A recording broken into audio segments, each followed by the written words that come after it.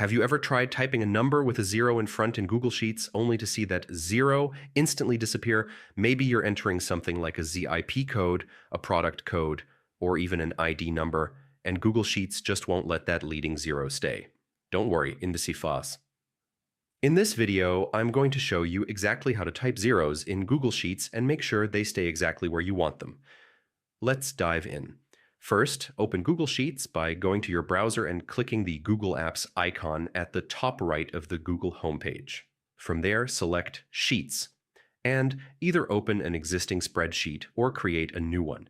Now, here's the problem. If you type a number like 01234, Google Sheets automatically removes the zero and turns it into 1234. This happens because Sheets treats your entry as a number, and in mathematics, numbers don't start with zero. But there's a simple fix.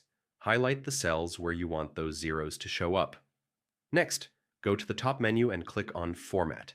From the drop-down, choose Number, and then scroll down to Custom Number Format. This is where the magic happens.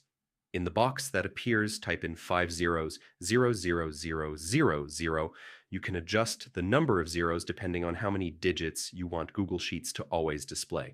For example, typing 5 zeros ensures that every number will show up with 5 digits, even if it starts with 0. Once you've typed in your format, click Apply. Now try entering a number like 04567, and you'll see the 0 at the front stays right where it belongs.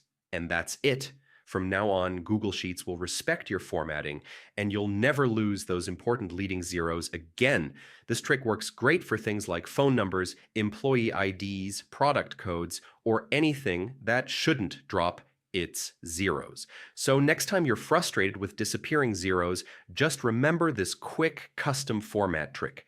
If you found this tutorial helpful, make sure to give it a thumbs up, and don't forget to subscribe for more easy Google Sheets tips. Thanks for watching, and I'll see you in the next one.